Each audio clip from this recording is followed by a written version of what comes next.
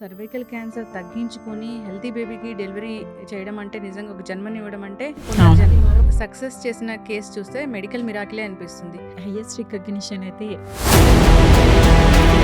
అంటే robotic surgery అంటే laparoscopy surgery కన్నా రోబోటిక్ సర్జరీ. అంటే పూర్తి స్థాయిలో యూట్రస్ ని చేంజ్ చేయొచ్చు. మీ యూట్రస్ కొంచెం ఎనామలీస్ ఉంటాయి. సృష్టికే ప్రతి సృష్టి అన్నట్టు. అవును, అంటే బేబీని బయట గ్రో చేస్తారా?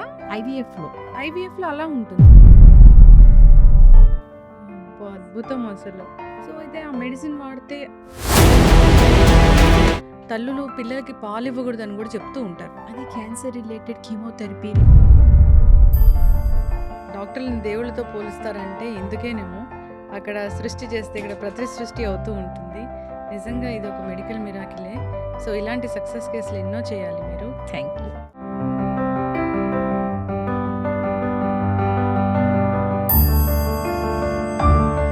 నమస్తే. సర్వైకల్ క్యాన్సర్ మహిళల్ని వేధిస్తున్న ప్రధాన సమస్యలు ఇది ఒకటి. అయితే సర్వైకల్ క్యాన్సర్ వస్తే తగ్గించుకోవచ్చు. ట్రీట్మెంట్స్ అయితే చాలా అడ్వాన్స్ ట్రీట్మెంట్స్ ఉన్నాయి. కానీ సర్వైకల్ క్యాన్సర్ వచ్చిన ఒక మహిళ సర్వైకల్ క్యాన్సర్ నుంచి కోలుకొని ఇక అంతేకాకుండా ఒక హెల్దీ బేబీకి జన్మనివ్వడం కూడా జరిగింది. ఇది చేసింది డాక్టర్ వసుంధర చీపురుపల్లి, ప్రముఖ గైనకాలజిస్ట్, కిమ్స్ నుంచి. సో ఆ వివరాలు ఏంటో తెలుసుకుందాం. మ్యామ్ నమస్తే. నమస్తే అండి. ఎస్ మ్యామ్, నిజంగా ఇది మీరు సక్సెస్ చేసిన కేసు చూస్తే మెడికల్ మిరాకిలే అనిపిస్తుంది. అంటే ఈ ట్రీట్మెంట్ అనేది నేను ఎక్కడ వినలేదు. మేబీ ఇది ఫస్ట్ టైం ఏమో. మేబీ ఇంకెక్కడ చేశారో తెలీదు. నాకు తెలిసి హైయెస్ట్ రికగ్నిషన్ అయితే ఈ పేషెంట్కే వచ్చింది. జనరల్గా అంటే సర్వైకల్ క్యాన్సర్ అంటే భయపడిపోతాము. అవును. సో సర్వైకల్ క్యాన్సర్ తగ్గించుకొని హెల్తీ బేబీకి డెలివరీ చేయడం అంటే నిజంగా ఒక జన్మనివ్వడం అంటే అది మరో జన్మే, హెల్దీ బేబీ Yes. నెలలు నిండినాకనే డెలివర్ చేశాను. అది మీ వల్లే సాధ్యమైంది. సో ఈ కేసు గురించి నా దగ్గరికి ఒక 2.5 years బ్యాక్ దగ్గర ఒక పేషెంట్ 26 year old అమ్మాయి all the way from Andhra uterus removal సర్జరీకి వచ్చింది. యూట్రస్ రిమూవల్ సర్జరీకి వచ్చినప్పుడు మనం ఎవాల్యుయేట్ చేస్తాం కదా, ఎందుకు 26 year oldకి ఎందుకు యూట్రస్ చేయాల్సి. సో ఆమెకి అక్కడ డయాగ్నోజ్ అయింది ఏంటంటే cervical cancer. Cervical cancer diagnose అయినప్పుడు నేను ఎక్కువ లాప్రోస్కోపిక్ అండ్ రోబోటిక్ సర్జరీస్ చేస్తాను. సో అది నాకు వరల్డ్ వైడ్ రికగ్నిషన్ ఉంది. సో ఆ ఉద్దేశంతో ఆమె రోబోటిక్ సర్జరీ చేయించుకుందామని ఒక ఉద్దేశంతో వచ్చినారు. అంటే రోబోటిక్ సర్జరీ అంటే రోబోటిక్ సర్జరీ అనేది చాలా వరకు యాక్సెస్ మనకి చాలా ఎక్కువ ఇస్తుంది. లాప్రోస్కోపీ సర్జరీ కన్నా robotic surgery advanced mode of surgery. Especially cancer related కండిషన్స్కి వాటన్నిటికీ రోబోటిక్ సర్జరీ ఇంకా మంచి టూల్ అనమాట. సో ఆ సర్జరీ కోసం వచ్చారు అక్కడ నా దగ్గరికి. సో వాళ్ళు డిసైడ్ అయిపోయినే వచ్చారు సర్జరీ ఇంక ఎప్పుడు నేను డేట్ ఇస్తే అప్పుడు చేసుకుందామన్న ఉద్దేశంతో వచ్చారు. కానీ ఆమెకి ఏంటంటే హిస్టరీ తీసుకున్నప్పుడు ఏంటంటే ఆమెకి 8th month ఫస్ట్ ప్రెగ్నెన్సీలో 8th monthలో ఉన్నప్పుడు బేబీ లోపలే చనిపోయింది. సో ఆమెకి బేబీ లేరు. సో సెకండ్ టైం బేబీ కోసం ప్లాన్ చేస్తున్న ఇంకా ఆ ప్రాసెస్లోనే ఆమెకి డయాగ్నోస్ అయింది సర్వైకల్ క్యాన్సర్ అని. సో సర్వైకల్ క్యాన్సర్ వచ్చిన తర్వాత వాళ్ళ బేబీ గురించి ప్రయారిటైజేషన్ ఉండదు కదా. సో డెఫినెట్గా లైఫ్ అనేది చాలా ఇంపార్టెంట్ కాబట్టి అక్కడ డయాగ్నోస్ చేసిన డాక్టర్ కూడా గైడ్ చేశారు, అంటే దీనికి ఇమ్మీడియట్గా ట్రీట్మెంట్ తీసుకోండి అని చెప్పి. మ్యామ్ జనరల్గా సర్వైకల్ క్యాన్సర్ డయాగ్నోస్ అయింది అంటే చాలా కేసెస్లో మనం చూస్తాము డెత్ వరకు ఎందుకు వెళ్తాయంటే లక్షణాలు కనపడక. అవును. ఎలాంటి లక్షణాలు కనిపిస్తే మనం చేయగలిగాము? యాక్చువల్లీ సర్వైకల్ క్యాన్సర్ అనేది మెనీ టైమ్స్ మనకి చాలా వరకు white discharge common. White discharge అనేది విమెన్కి కామన్. కాకపోతే ఈ సర్వికల్ క్యాన్సర్లో కూడా white discharge and foul smelling discharge ఉంటుంది. దాన్ని వాళ్ళు అర్థం చేసుకోక ఏముందిలే వైట్ డిశ్చార్జ్ కామనే కదా, ఏదో మెన్స్ట్రువల్ రిలేటెడ్ వైట్ డిశ్చార్జెస్ అనుకుంటే ప్రాబ్లం వస్తుంది. సో అట్లా కాకుండా అసలు వైట్ డిశ్చార్జ్ అయినా కానీ ఎందుకు ఇంత హెవీగా వస్తుంది, ఎందుకు బ్యాడ్ స్మెల్ వస్తుంది అనేది తెలుసుకొని ఒకసారి నార్మలే అని అనిపించుకోవటం చాలా ఇంపార్టెంట్. ఆమె చాలా ఎర్లీగానే వెళ్ళి ఆమెకి ఉన్న సిమ్టమ్స్ ఏంటంటే కొంచెం అప్పుడప్పుడు బ్లడ్ స్టెయిన్ వైట్ డిశ్చార్జ్ రావటము, హస్బెండ్తో కలిసినప్పుడు బ్లీడ్ కావటము, ఇవన్నీ రావటంతో అక్కడ డాక్టర్ మంచిగానే డయాగ్నోస్ చేసి పంపించారు. మన దగ్గరకు వచ్చినప్పుడు ఇట్లా యూట్రస్ రిమూవల్కే సర్జరీ. సో సర్జరీ అనేది వాళ్ళ ప్లాన్. సో అప్పుడు మనం చిన్న అమ్మాయి, పిల్లలు లేరు, యూట్రస్ రిమూవల్ చేసేస్తే లైఫ్ ఎట్లా? యూట్రస్ రిమూవ్ చేస్తే లైఫ్ బతుకుతుంది డెఫినెట్గా, బతకదని అయితే ఏం లేదు. కాకపోతే లివింగ్ లైఫ్ విత్ పర్పస్ అనేది చాలా ఇంపార్టెంట్.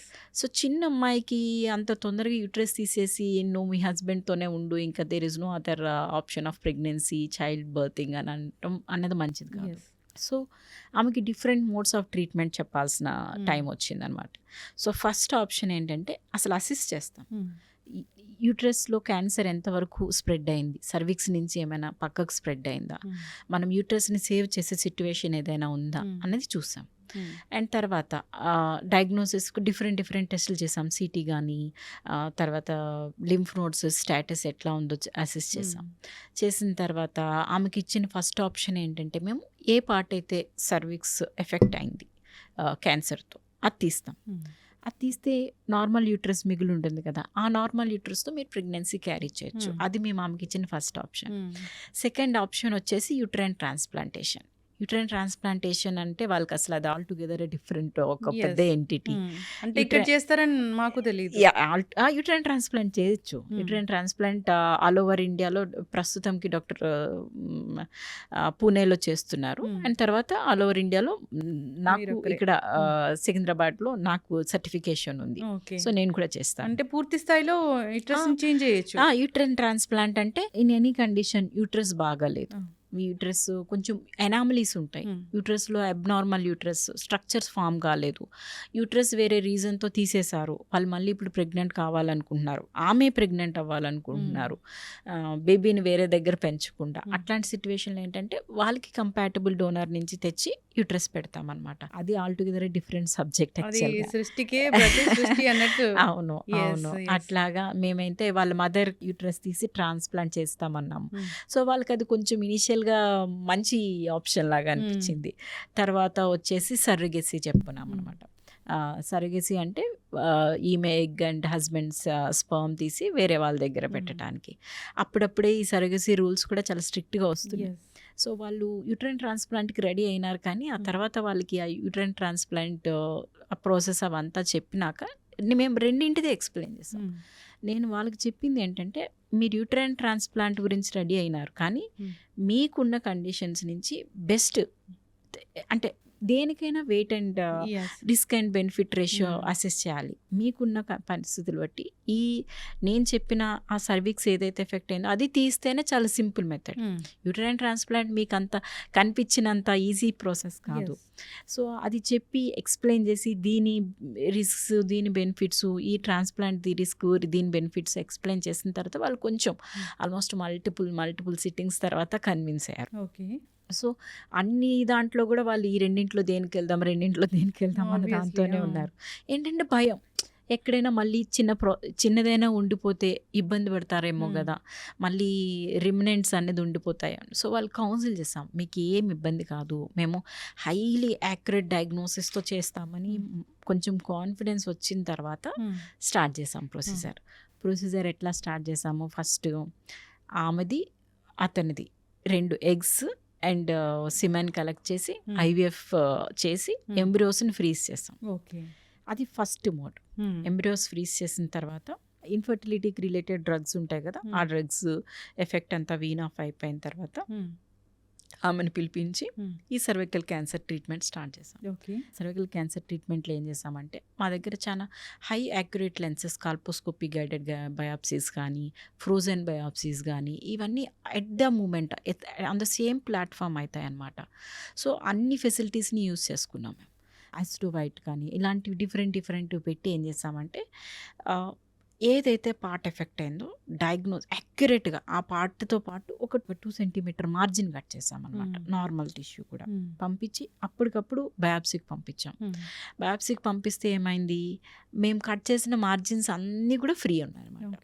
ఇప్పుడు ఈ పార్ట్ ఎఫెక్ట్ అయితే మేము దానికి 2 సెంటీమీటర్ నార్మల్ టిష్యూ కూడా తీసేసాం. సో వాళ్ళకంతా కూడా నార్మల్ స్ట్రక్చరే మిగులుతుంది. అంటే ఇప్పుడు ఈ సర్వైకల్ క్యాన్సర్ అంటే గర్భాశయ ముఖ ద్వారా క్యాన్సర్, అంటే గర్భసంచి లోపలికి వెళ్ళలేదు. సర్విక్స్ ఉన్న పార్ట్ మాత్రం చాలా వరకు తీసేసాం.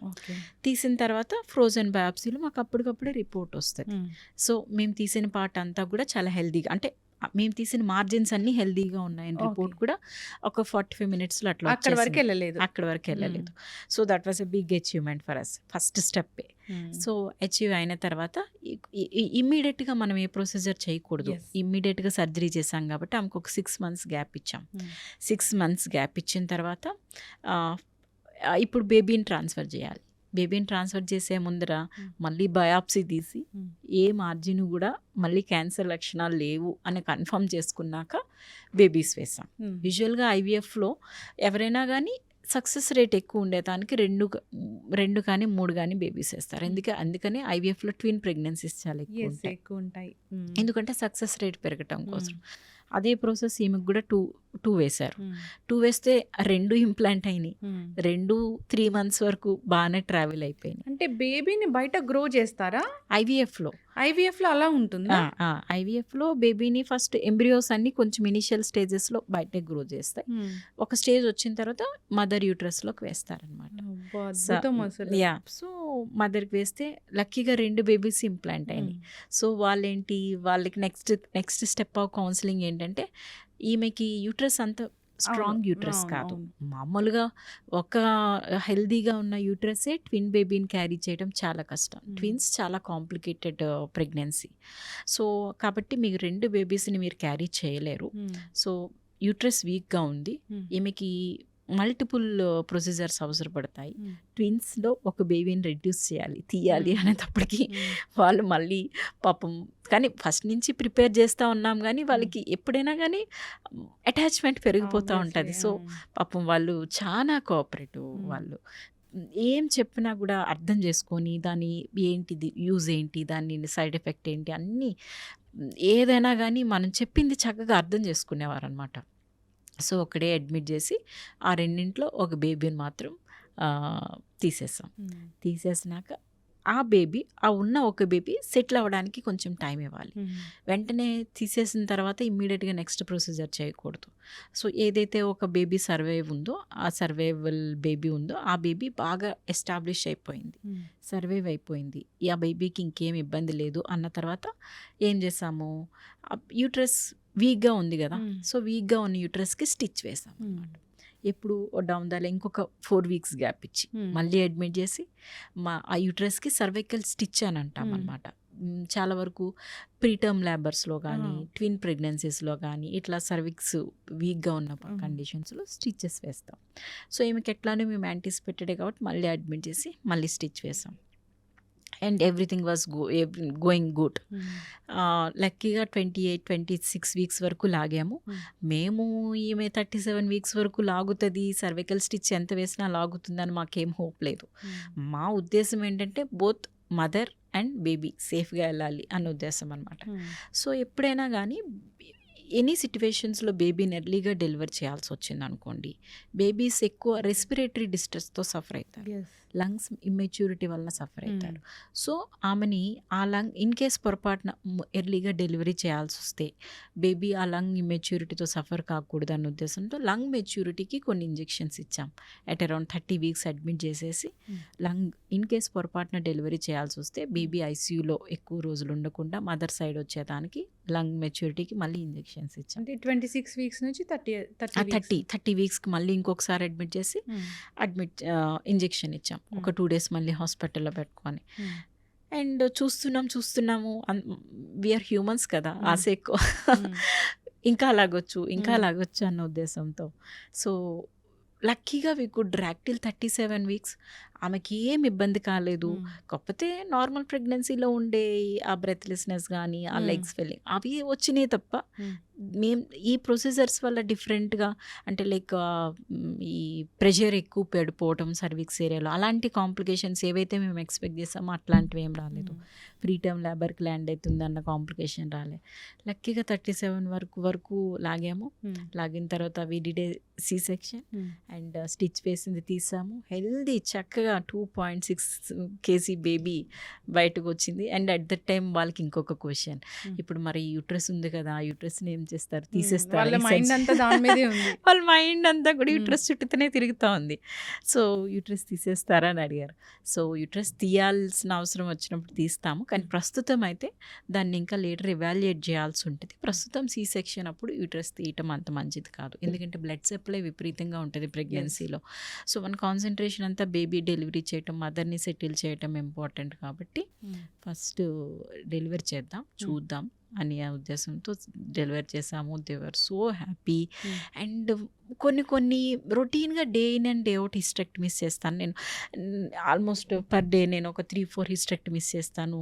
ఒక 1 డే హెక్టిక్గా ఉంటుంది, 1 డే కొంచెం అకేషనల్గా లీజర్ దొరుకుతుంది. కొంతమంది పేషెంట్స్ ఎక్కడెక్కడి నుంచి వస్తారు, నాకు అస్సాం నుంచి, ఆల్ ఓవర్ ఇండియా నుంచి వస్తారు, నన్ను వెతుక్కొని వస్తారు. వచ్చి వాళ్ళు స్పెసిఫిక్గా చెప్తారు, మీ గురించే మేమంతా ట్రావెల్ చేసి వచ్చాము, మీరు రోబోటిక్ సర్జన్ అంట కదా, పెద్ద పెద్ద ఫైబ్రాయిడ్స్ని కూడా తీస్తారంట కదా, అట్లాంటివి చెప్తారు. ఐ ఫీల్ చూసి రొటీన్ అలవాటైపోతుంది. ఫస్ట్లో కొంచెం హ్యాపీ అనిపిస్తుంది, కానీ ఇట్లాంటి కొన్ని చేసినప్పుడు మాత్రం we feel somewhat a kind we could do a justice for those who do not have any hope, and వాళ్ళకి హోపే లేని వాళ్ళకి ఇవ్వడం అన్నది చాలా హోపే లేని వాళ్ళకి ఇవ్వడము, అందులో వాళ్ళని గైడ్ చేయడము. సో అంతవరకు మాకు కూడా తీసుకెళ్ళడము. ప్రతి స్టెప్ ఛాలెంజింగ్గా ఉంటుంది. మనం ఎంత చదువుకున్నాము, మనం చదువుకున్న దాన్ని ఎంతవరకు అప్లై చేస్తున్నాము, మన నాలెడ్జ్ అంతా కూడా ఏ రకంగా పెట్టాలి, and multiple departments at a స్టెప్లో యాక్ట్ చేయటం కానీ, అంతా మొత్తం అందరి బ్రెయిన్ వాడటం కానీ, టీం వర్క్ ఇదంతా. అండ్ నాతో పాటు పెథాలజిస్టులు, రేడియాలజిస్టులు, ఇంటర్వెన్షనల్ రేడియాలజిస్టులు అండ్ పీడియాట్రిషియన్స్, ప్రతి ఒక్కరు ఎవ్రీబడి వాజ్ ఈగర్లీ వెయిటింగ్, ఎప్పుడు డెలివరీ అవుతుంది, ఎప్పుడు డెలివరీ అవుతుంది అని చెప్పి. అట్లా ఖచ్చితంగా మ్యామ్. నిజంగా డాక్టర్లను దేవుళ్ళతో పోలుస్తారంటే ఇందుకేనేమో. అక్కడ సృష్టి చేస్తే ఇక్కడ ప్రతి సృష్టి అవుతూ ఉంటుంది. నిజంగా ఇది ఒక మెడికల్ మిరాకిలే. సో ఇలాంటి సక్సెస్ కేసులు ఎన్నో చేయాలి మీరు. Thank you. సో అయితే మ్యామ్, జనరల్గా ఈ క్యాన్సర్ వచ్చిందంటే మెడికేషన్ అనేది చాలా ఎక్కువగా ఉంటుంది. అవును. సో అయితే ఆ మెడిసిన్ వాడితే కొందరైతే తల్లులు పిల్లలకి పాలు ఇవ్వకూడదని కూడా చెప్తూ ఉంటారు. అది క్యాన్సర్ రిలేటెడ్ కీమోథెరపీ, రేడియోథెరపీ అలాంటి సిట్యువేషన్స్లో మీరు చెప్పిన క్వశ్చన్స్ అన్నీ ఉంటాయి. ఈమెకి అసలు ఆ టైప్ ఆఫ్ థెరపీ ఏది అవసరపడలేదు. ఓకే. సింపుల్ సర్జరీతోనే ఆమెకున్న ప్రాబ్లమ్ సాల్వ్ అయిపోయింది. సో మనం ఫర్దర్గా ఏమీ ట్రీట్ చేయాల్సిన అవసరం రాలేదు. సో అందుకని ఇప్పుడు చక్కగా మదర్ ఫీడ్ చేస్తున్నారు, బేబీ కూడా చక్కగా ఉంది, ఏమీ అంత అవసరపడలేదు. జనరల్గా సర్వైకల్ క్యాన్సర్ ఇలాంటివి వస్తే కీమోలు అలాంటి అవసరం అవుతాయా? మనకి డిసీజ్ ఎంత ఎక్స్టెంట్ వరకు వెళ్ళింది అన్న దాన్ని బట్టి ఉంటుంది. ఎర్లీ స్టేజెస్లో ఏది తెలుసుకున్నా కానీ, సర్వైకల్ క్యాన్సర్ కానివ్వండి, ఎండోమెట్రియల్ క్యాన్సర్ కానివ్వండి, ఎర్లీ స్టేజెస్లో డయాగ్నోజ్ అయితే మనకి ఏం ప్రాబ్లం ఉండదు. మనం ఎంత డిలే చేస్తున్నాము డయాగ్నోసిస్ అన్న దాన్ని బట్టి ఫర్దర్ కాంప్లికేషన్స్ కానీ, అంత డోస్ ఆఫ్ మెడికేషన్ కానీ, ఆ డోస్ రిలేటెడ్ కాంప్లికేషన్ కానీ, సైకలాజికల్ ఎఫెక్ట్స్ కానీ, ఇవన్నీ కూడా డిపెండ్ అయి ఉంటాయి. Yes ma'am, correct. అసలు చాలా ఏంటంటే నిజంగా ఇది ఈ సర్వైకల్ క్యాన్సర్ అనేది ఎంతగా ఎక్కువగా వస్తుందో, ఎన్ని ప్రాణాలు తీస్తుందో. ఎడ్యుకేషన్ వలన, ఈ సోషల్ మీడియా వలన, నాలెడ్జ్ స్ప్రెడ్ వలన ఈ సర్వైకల్ క్యాన్సర్ గురించి చాలా వరకు అవేర్నెస్ రావటము, ఎర్లీగా వెళ్ళి డయాగ్నోస్ చేసుకోవాలి, ఫ్రీక్వెంట్గా ప్యాప్స్మియర్ చేయించుకోవాలి, ఇట్లా పర్టికులర్ సిమ్టమ్స్ వస్తే నేను డాక్టర్ని కలవాలి అని అవేర్నెస్ పెరగడము. ఒకవేళ వచ్చిన సర్జరీలో చాలా నేను చెప్పినట్టుగా రోబోటిక్ సర్జరీ, లాప్రోస్కోపిక్ సర్జరీ చేసి ఏం కాంప్లికేషన్స్ లేకుండా సర్జరీస్ చేయించుకుని ఎర్లీ స్టేజెస్లో ట్రీట్మెంట్ తీసుకోవడము. ఇన్ కేస్ పొరపాటున ఏదైనా రెమినెంట్ ఉన్నా కానీ ఆ కీమోథెరపీ, రేడియోథెరపీ వీటికి వెళ్ళటము, వీటన్నిటితో కూడా సర్వైకల్ క్యాన్సర్ డెత్స్ అనేది తగ్గింది. And that to incidence of cervical cancer కూడా చాలా వరకు తగ్గింది. క్యాన్సర్ అంత ఫుల్లీ బ్లోన్ రాకుండానే చిన్న చిన్న స్క్రీనింగ్ మెథడ్స్లోనే ఎర్లీ స్టేజెస్ని చాలా వరకు ట్రీట్ చేస్తున్నాం. And at the same time vaccination కూడా, సర్వైకల్ క్యాన్సర్ వ్యాక్సినేషన్ అవేర్నెస్ చాలా చాలా చాలా పెరిగింది. అండ్ లక్కీ అసలు ఇంత అవేర్నెస్ పెరుగుతుంది అని అంటే వినడానికి కూడా మంచిగానే ఉంది. 11 years నుంచి ఇలాంటి వ్యాక్సిన్ 9 years నుంచి 45 to 50 years వరకు కూడా Hmm. ప్రతి ఒక్క women irrespective of their menstrual cycle cervical cancer vaccine వేసుకోవచ్చు. Hmm. అండ్ ఆ క్యాన్సర్ చాలా సేఫ్. అండ్ మనం వేసుకునే వ్యాక్సిన్ స్ట్రెయిన్ బట్టి కంపెనీ బట్టి డోసేజ్ మారుతుంది కానీ Hmm. ఈక్వల్ ఎఫికసీ ఉంటుంది. Hmm. కాకపోతే ఈ వ్యాక్సిన్కి ఎఫికసీ ఎప్పుడు ఎక్కువ ఉంటుందంటే మనం సెక్షువల్ యాక్టివిటీ స్టార్ట్ చేయకముందు వ్యాక్సిన్ వేసుకుంటే Hmm. చాలా వరకు ఎఫికసీ ఉంటుంది అనమాట. Yes. దాని ఏమనాలి ప్రొటెక్షన్ రేట్ ఎక్కువ ఉంటుంది. Hmm. సెక్షువల్ యాక్టివిటీ స్టార్ట్ చేసినాక దాని ప్రొటెక్షన్ రేట్ తగ్గుతుంది. Yes. 9 years నుంచి అని అందుకే Hmm. చెప్తూ ఉన్నారు. Hmm. నిజంగా ప్యూబర్టీ అనేది కూడా చాలా తక్కువ Hmm. వయసులో వస్తుంది. ఇప్పుడు చాలా తగ్గిపోయింది. ఇది వరకు డేస్లో 13 to 14 ఉండేది. Hmm. ఇప్పుడు 9, 10, Yes, 11, ma'am. 10 most common age of menarche అయిపోయింది దీస్ డేస్లో. అన్ఫార్చునేట్లీ పాపం school going age Yes. Hygiene చాలా మిస్ అవుతుంది అక్కడ. హైజీన్ మిస్ అవుతుంది. వాళ్ళు గట్టిగా చెప్పాలంటే there is age is all about playing. Yes. ఆడుకునే వయసులో పిల్లలకి Hmm. మెన్స్ట్రుయేషన్ ఇబ్బంది కాకపోవచ్చు. I definitely accept that is part and parcel of women life. కానీ ఏదైనా ఒక ఏజ్లో వస్తేనే అందం. అంతే.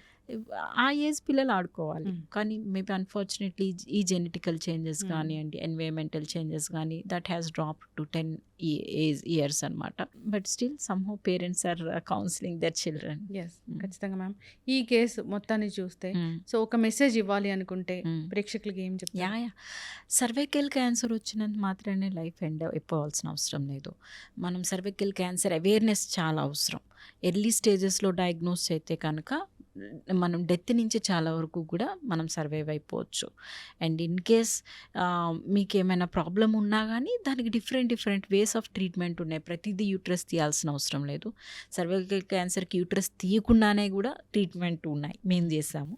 అండ్ అది ఏ టైప్ ఆఫ్ ట్రీట్మెంట్ ఇవ్వాలి అన్నది ఆ పేషెంట్ హిస్టరీ బట్టి ఒక్కొక్క టైప్ ఆఫ్ పేషెంట్కి ఒక్కొక్క టైప్ ఆఫ్ క్యాన్సర్ ట్రీట్మెంట్ ఉంటుంది. అండ్ ఏది లైఫ్ థ్రెటనింగ్ కాదు. మీరు లేటర్ ఏజెస్ వరకు నెగ్లెక్ట్ చేస్తే తప్ప ఎర్లీ ఏజెస్లో మీరు రెస్పాండ్ అయితే, ఎర్లీ స్టేజెస్లో రెస్పాండ్ అయితే చాలా ఈజీగా ట్రీట్ చేయొచ్చు. ఎస్, ఖచ్చితంగా మ్యామ్. చాలా చక్కగా చెప్పారు. సో చాలా చక్కటి అనకూడదేమో బేసికల్గా. సో చాలా ఇది ఒక సక్సెస్ఫుల్ కేస్ అనే Yeah. చెప్పుకోవాలి. సో అంటే మెడికల్ మిరాకిల్ ఉంటుంది, జరుగుతుంది అని నాకు తెలుసు కానీ విన్నాను, కానీ నేనే ఒక ఇంటర్వ్యూ చేస్తాను ఇలా అని అయితే నాకు అంత ఎక్స్పెక్ట్ చేయలేదు. Thank you so much ma'am, Thanks ఇలాంటి లెజెండ్స్ని కలుసుకున్నందుకు. థ్యాంక్ యూ అండి. Thank you. నా పేరు రమేష్, మా వైఫ్ పేరు మౌనిక. మేము తణుకు వెస్ట్ గోదావరి నుండి వచ్చినాము. మా మిస్సెస్కి సర్విక్సల్ క్యాన్సర్ ఉందని చెప్పినారు. తణుకులో చాలా హాస్పిటల్ చూపించినాము. అందరూ ఏమన్నారంటే యూట్రస్ తీసేయాలన్నారు. అట్లానే హైదరాబాద్ కూడా చాలా హాస్పిటల్కి చూపించినాము. వాళ్ళు కూడా యూట్రస్ తీసేయాలని చెప్పినారు. అయితే మాకు తెలిసిన వాళ్ళ ద్వారా మా మామయ్య వాళ్ళు వసుంధర మేడంని కన్సల్ట్ చేయమని చెప్తే వసుంధర మేడం కన్సల్ట్ చేస్తే చూసిన తర్వాత ఏం ప్రాబ్లం లేదు, దానికి ట్రీట్మెంట్ చేస్తామని చెప్పినారు. చేసిన తర్వాత మాకు ఇప్పుడు పాప పుట్టింది. ఈ నెల 18వ తారీఖున మాకు పాప డెలివరీ అయింది. Thank to Vasundhara madam and team and KIMS hospital. Madam ఎప్పుడు ఫోన్ చేసినా కానీ రెస్పాండ్ అయ్యేవారు. ప్రతిసారి ఏమి కావాలన్నా కానీ ఎనీ టైం వచ్చి ట్రీట్మెంట్ చేసేవారు. బాగా చూసుకున్నారు. చాలా థ్యాంక్స్. హోప్లెస్ సిచ్యువేషన్లో మేడం మాకు చాలా హెల్ప్ చేశారు. Thank you Vasundhara madam and team.